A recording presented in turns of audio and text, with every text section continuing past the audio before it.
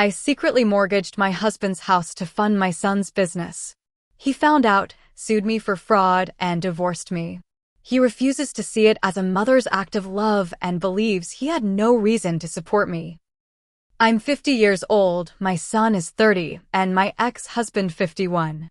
And I know that many will hate me for what I'm about to tell, but I still need to get it off my chest. I'm not looking for you to agree with me. I just want to know if, in the midst of all this, I was really the bad one. I had my son at 20. It was a tough stage as a single mother, without support or a family network. We slept on borrowed sofas. I rented tiny rooms. I worked as a waitress, a nanny, whatever came up. But I was always there. I always prioritized him. He was my life. When I met my second husband, I was 35. He was everything my youth had not given me: stability, order, predictability. He had an inherited house, a solid job, and a pragmatic vision of the future. He was only a year older than me, but emotionally he seemed to be from another generation. We fell in love. I finally felt on solid ground. We got married after 2 years together, but from the beginning, my son, who was then 15, and he never quite fit together. There were no insults or violence, but no warmth either. What I described as mutual respect, over the years it became clear that it was just a silent distance. They lived under the same roof but like forced neighbors. My husband never called him son. He never even introduced him as my stepson. He always said, my wife's son.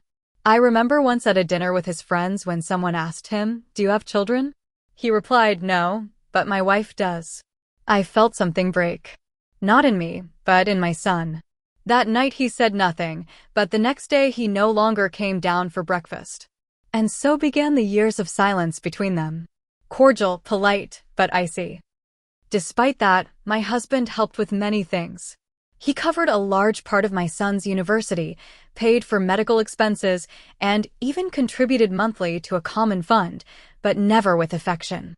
Always with that air of, it's what's appropriate, as if he were fulfilling a fiscal obligation rather than an emotional one. I, as a mother, was torn apart inside. I wanted them to love each other, to form something real. But I also understood that my husband was not his father. Sometimes life doesn't give easy second chances. Everything exploded when my son was 25. One afternoon, he came home with a huge smile. He hugged me like when he was a child and told me, Mom, I'm getting married. I cried with emotion. I felt that life was giving me something back. That night, the three of us sat down to dinner, and that's when he dropped the bomb. I would like you to help me with the wedding. My husband put down his cutlery. I saw him stiffen. Help you? How? Well, I thought you could cover the expenses. It wouldn't be something big, but something nice. I was about to speak, but he beat me to it. Cover it? No, it's not my responsibility to pay for someone else's wedding. My son frowned. Someone else? I'm your stepson. We've lived together for 10 years. That doesn't count. I paid for your university. More than many stepfathers do. But a wedding is a luxury, not a necessity. If you want to get married, do it on your own terms. And you're not going to contribute anything? Hopefully about $1,000, but nothing more. I'm saving for my retirement. My son looked at me. I tried to intervene gently. Honey, we could make an effort. It's an important moment for him. My husband looked at me with that dry tone he used when he didn't want to negotiate. Important for him or for you? I'm not going to empty my savings for an emotional whim. And that's when everything exploded. My son stood up abruptly. You're a miserable person. You've always been the same. You never loved me. You never treated me like family. And you were always ungrateful, my husband replied, raising his voice for the first time in years. Do you know how many times I tried to get close to you? You always turned your back on me.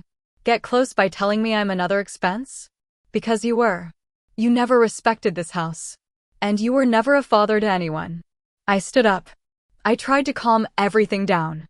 Tears were streaming down my face, not knowing if they came from fear, shame, or helplessness. Please stop. This can't go on like this. But my son was blunt. You know what? I don't want a single penny from you, and I don't want you at my wedding either. My husband didn't answer. He just stood up, went to the bathroom, and locked himself in. My son looked at me. His eyes were glassy. "Mom, thanks for trying, but I don't want to see him there. That day is mine." The following days, I tried to convince him to change his mind. I told him that things could get better, that his stepfather should at least be there. He looked at me without resentment, but firmly. If he didn't want to be part of my life, he has no reason to be at my most important day. I spoke with my husband. His response was a wall. "I'm not going where I'm not welcome." And so it was. My son got married. I attended alone. He didn't, and since then they never spoke again, and for years they didn't. Not a greeting, not a birthday message, nothing. I lived between them like an emotional satellite, orbiting two planets that refused to even share the same gravity. My husband avoided mentioning my son by name. He called him him, and my son, for his part, responded in kind, "Your husband." Never dad, not even my stepfather. Always the same emotional distance, cold, painful, but I never completely gave up on the idea of fixing it. Maybe because I'm a mother, or stubborn, or naive. 5 years passed since that wedding where I went alone. 5 years of silences and avoiding uncomfortable conversations at every family gathering, until one afternoon my son called me. His voice sounded anxious, but also excited. "Mom, I have an opportunity, a real one." He told me that he had been working on a business idea for months, a startup based on his career with a technological focus, something that had the potential to scale quickly. But like everything in this life, the problem was money. "The banks won't lend to me, I have no collateral, and I can't risk the apartment with the baby on the way." "How much do you need?" "80,000 to start well." "What about investors?" "They take time." "Mom, I need you to help me or for him to do it." That him was a wall between us, but also a door that I desperately wanted to open. So I did what I thought was the most sensible thing. I planned a dinner designed for peace, reconciliation, like in the movies. I prepared my husband's favorite dish, meatloaf with homemade mashed potatoes, and baked the dessert my son loved so much, apple crumble. I set an elegant table with small candles and a bottle of wine. Instrumental music in the background, soft, barely audible. I wore a dress he had given me years ago and made sure everything was impeccable. My husband arrived first. He looked at me with curiosity. "What are we celebrating?" "Nothing. I just want us to have a quiet dinner like before." He sat down, a bit wary, but said no more. 20 minutes later, the doorbell rang. My son. When he saw him, my husband put down his fork with a dry gesture. "What is he doing here?" "He came to have dinner with us," I said with a fragile smile. "It's time for you to talk." Silence. For the first 15 minutes, it was like being in a play where no one knew their role. They exchanged fleeting glances, avoided crossing words. I filled the air with empty comments. "Do you remember that time at the beach? Did you see the news?" This wine is Chilean, until I couldn't take it anymore and dropped the bomb. "Our son has something important to share." My husband raised his eyebrows as if everything suddenly clicked. "Is this the real reason for this dinner?" "Not exactly. Just listen, please." My son took out a folder, diagrams, projections, statistics. He explained his plan, the startup, the product, the contacts he had already generated. His enthusiasm was genuine. His voice trembled a little, but not from fear. It was passion. "I'm not here to beg," he said. "I'm here to offer an investment. I want you to be a part of this." My husband didn't answer. He just took a sip of wine. "And how much are we talking about?" 80,000, but you'll get a return. There's risk, yes, but also a lot of potential." My husband laughed, not with joy, with sarcasm. 80,000, and what guarantees do I have? I would give you an equity stake. Everything by contract. And what experience do you have leading a company? I have people. I won't do it alone. People who will put up money? No, not yet. Then it's not a business, it's a gamble. I interrupted, fearing that everything would go to hell again. "Honey, if you could help your nephew when your sister was widowed, why not our son?" His gaze hardened. He turned his neck slowly, with accumulated anger in his eyes. "Are you comparing this to that?" "I'm just saying that if you could cover part of your nephew's university, you could consider this." My nephew never yelled in my face, he never excluded me from a wedding, he never called me selfish, and his mother didn't mortgage my house for him. That never happened, I defended myself. Still nervous, he murmured barely audibly. My son stood up, indignant. Fine, I get it. You haven't changed at all. You're the same cold, miserable guy as always. And you, the same spoiled child who thinks everything is owed to him. You are not my son. That phrase fell like a dagger. And that's when my son completely broke. Perfect. Thanks for nothing. He took his papers, his folder, and walked towards the door. I followed him with tears in my eyes.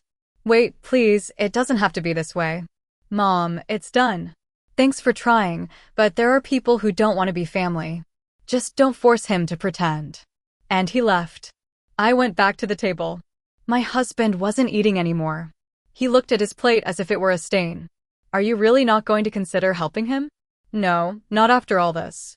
And if I fell silent. A memory crossed my mind like a whiplash, an old, dusty document signed years ago, a power of attorney that gave me access to certain legal procedures regarding the house. We had done it for a renovation. I barely remembered it until that moment, because if he didn't want to help, I could. I didn't need his permission. No, not this time. That night, I didn't sleep.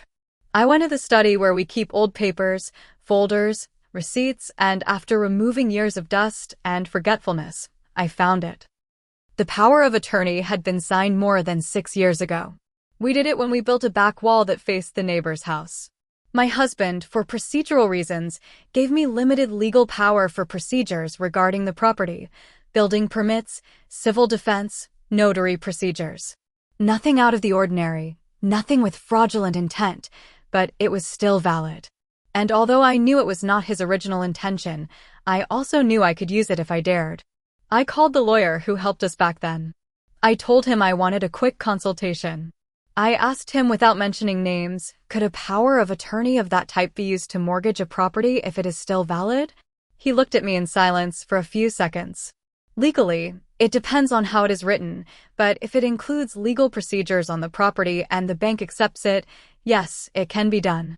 I hung up with a knot in my stomach. That same week, I went to the bank. I told them I wanted to apply for a mortgage on my husband's house, for which I had power of attorney. I brought the document. The executive read it, asked me questions, copied the power of attorney, and said they would review it with the legal department. I was trembling, but inside I kept repeating, I'm doing it for my son. I'm doing it for love. 3 weeks passed. During that time, my husband and I barely exchanged words. The dinner had left ashes, and he didn't seem interested in rebuilding anything. I, for my part, pretended routine. I cooked, I cleaned, I smiled, but inside I had already decided everything. One Friday, they called me from the bank. Your application has been approved. You can come and sign the contract. The amount, $80,000. I signed it with icy hands. When I left the bank, I walked 3 blocks before sitting on a bench and breathing. For a moment I thought about crying, not out of guilt, but out of relief. I had done it. I was going to save my son. I was going to be part of his success. That same afternoon, I called him. We arranged to meet in a coffee shop. I brought him the check. When he saw it, his eyes widened. Are you serious? Yes, son. It's your chance. Do it well. He hugged me. He told me I was the best mother in the world, that I wouldn't regret it, that once his company grew, he would pay me back everything and give me shares. I'll make you rich, he told me between laughter and tears. I just want to see you happy and stable. That's enough for me. We said goodbye with emotion. I returned home with a strange mix of adrenaline, pride, and fear. A lot of fear. That month, I tried to win my husband back. I cooked his favorite dishes. I dressed up more than usual. I asked him about his day.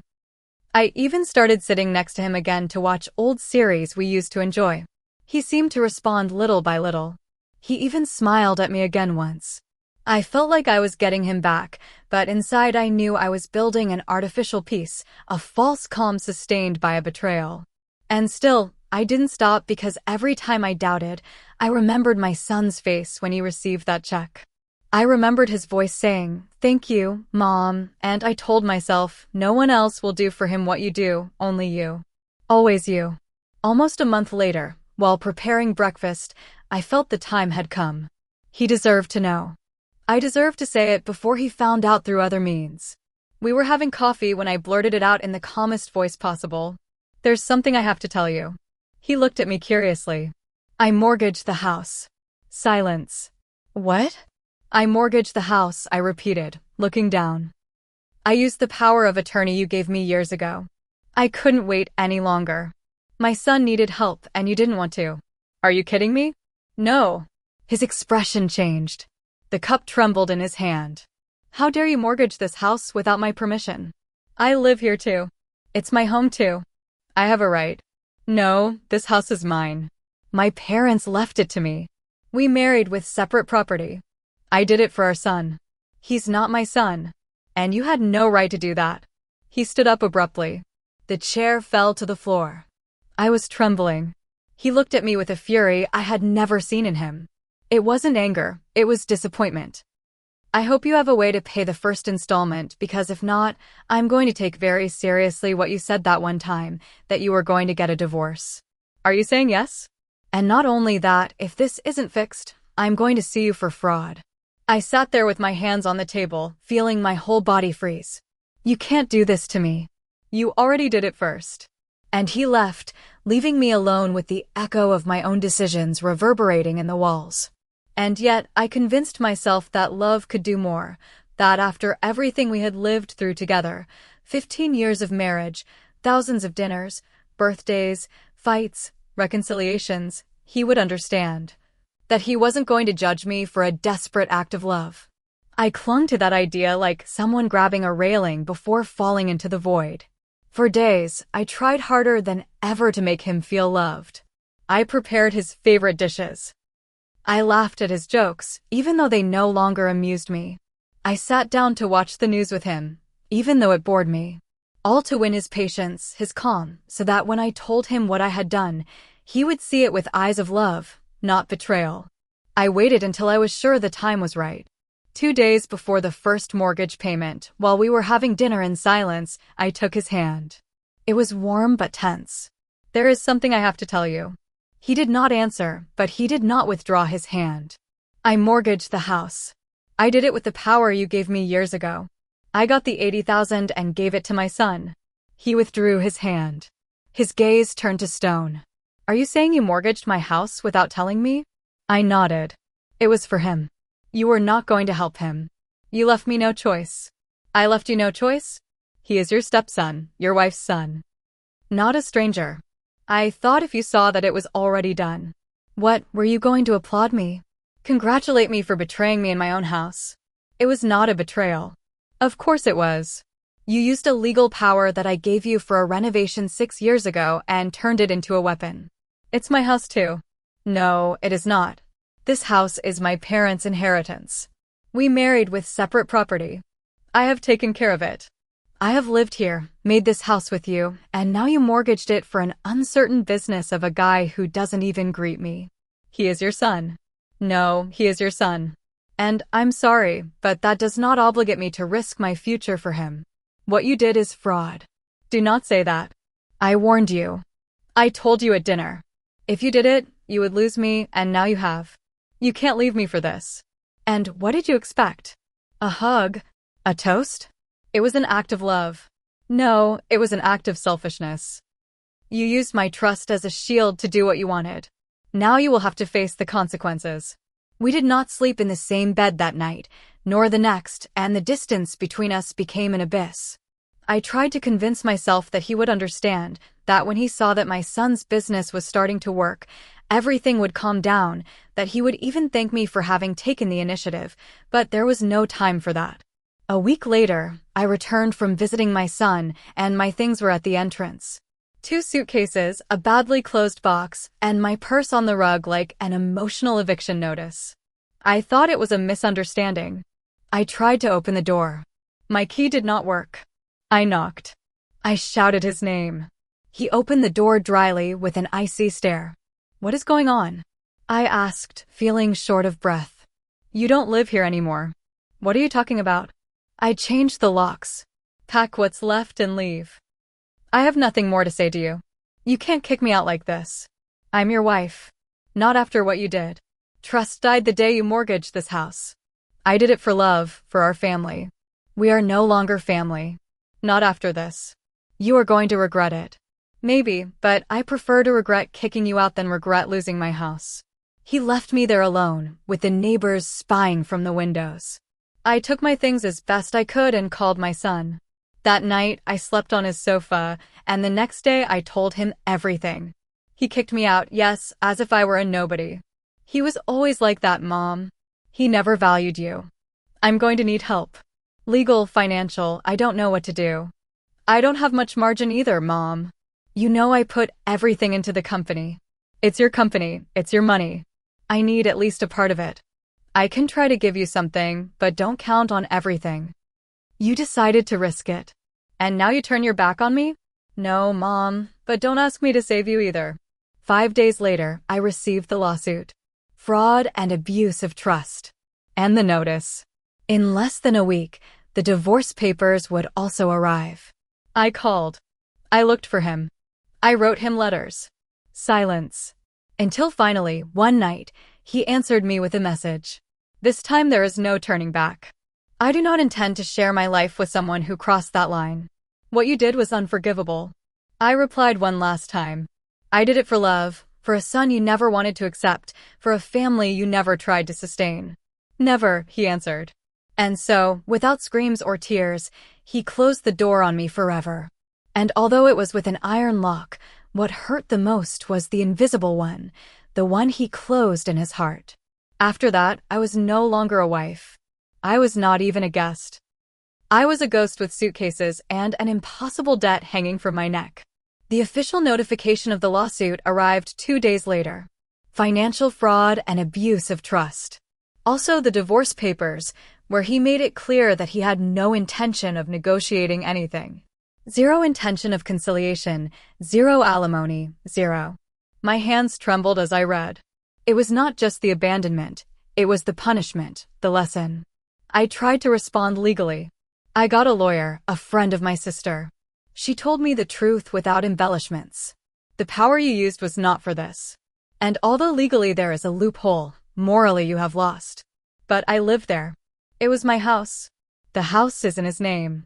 His parents' will, the deed, everything supports it.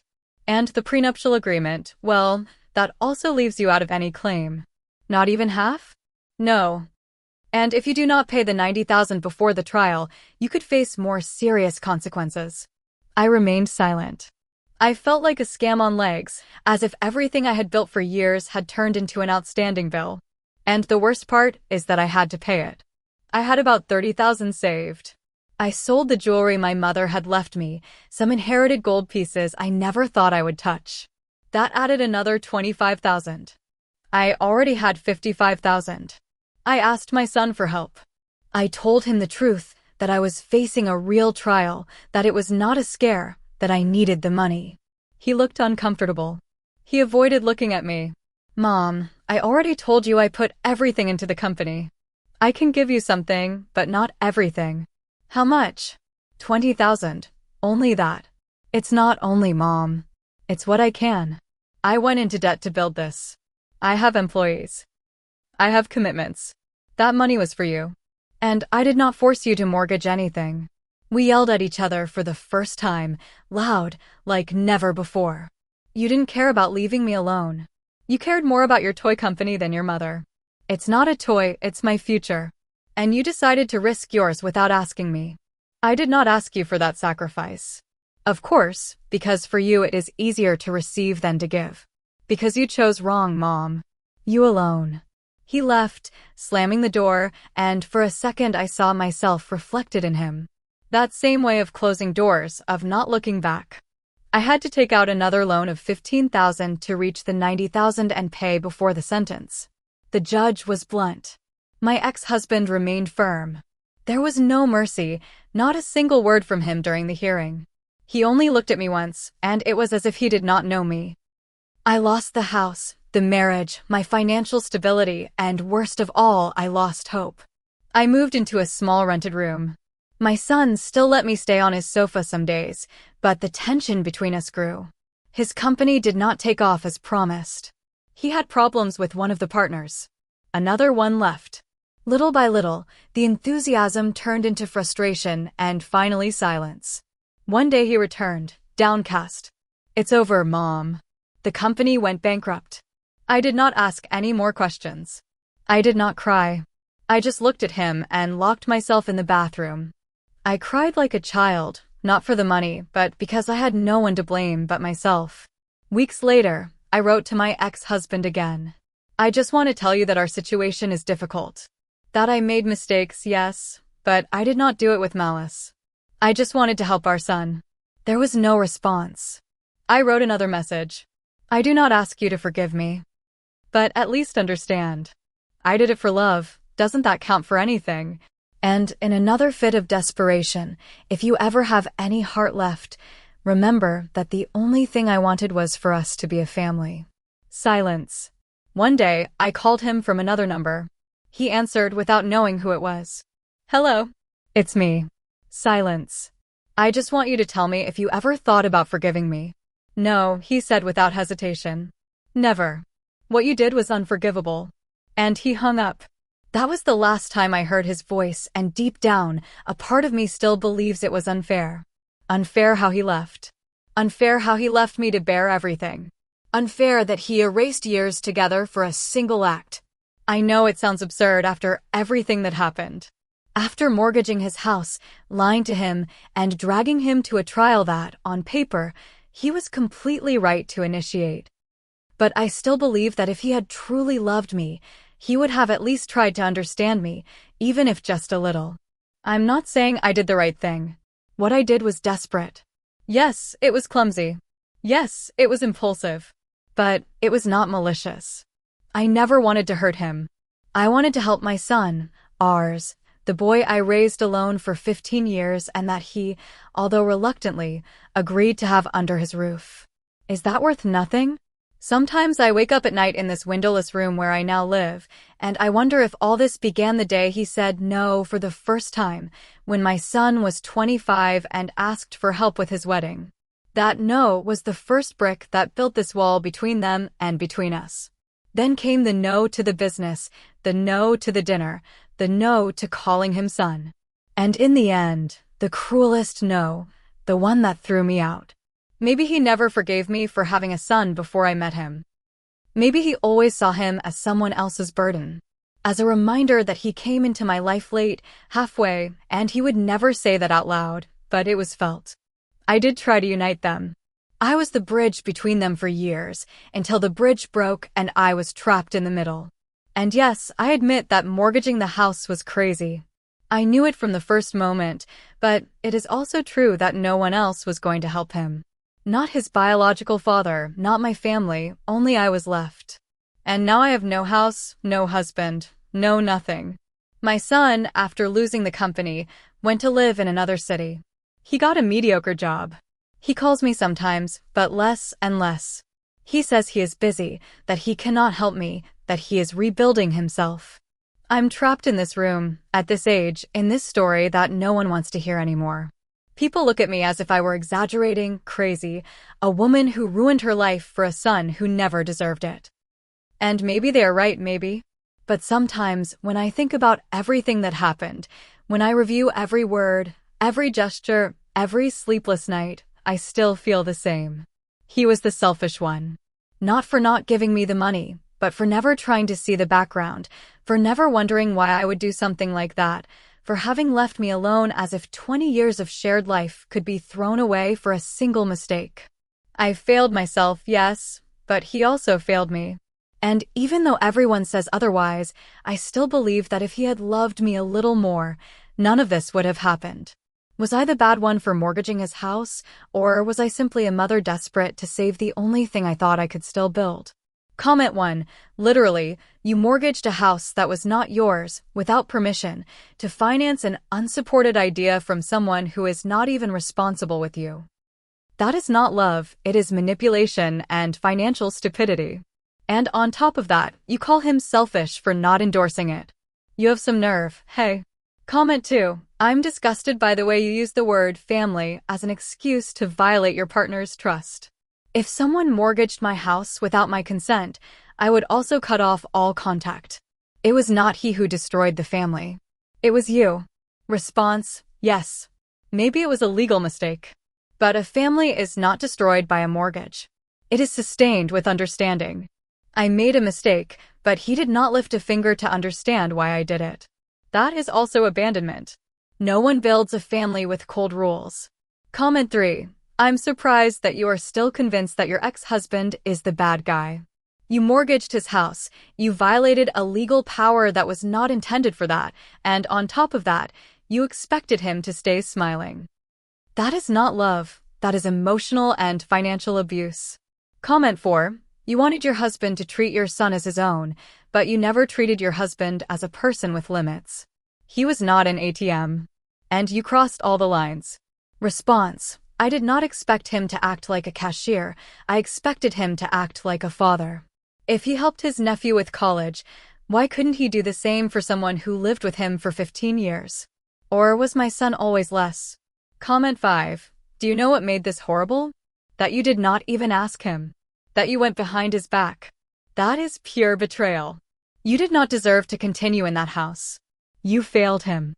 Comment 6. The worst of all this is that you do not even feel real guilt. Your whole story is, I did it for love. He never understood. But you never say, I made a mistake. I broke his trust. Never. That says a lot. Response: of course I feel guilt, but I also feel pain. It is not as black and white as they paint it. I lost everything trying to do something good. That does not count for anyone. Only the legal error matters and not the intention. Comment 7.